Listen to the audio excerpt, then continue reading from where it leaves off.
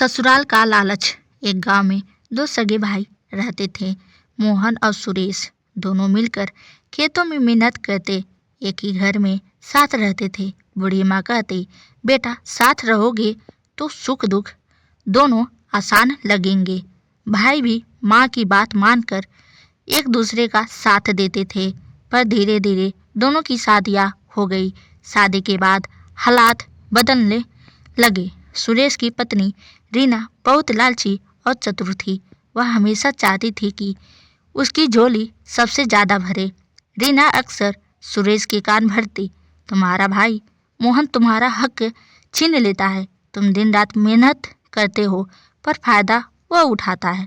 धीरे धीरे सुरेश को भी लगने लगा कि शायद यह सच है। एक दिन खेत की फसल तैयार हुई। माँ ने कहा, बेटा अनाज बराबर बांट लेना।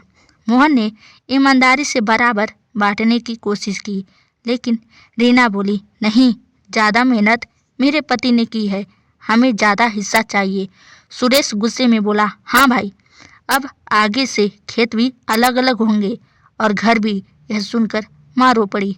बेटा लालच हमेशा रिश्ते तोड़ देता है। दोनों भाई अलग हो गए। मोहन ने चुपचाप अपना हिस्सा ले लिया, पर माँ अकेली होकर टूट गई। समय बीता, मोहन अपने हिस्से में संतोष से जीने लगा, लेकिन सुरेश का लालच कभी खत्म नहीं हुआ।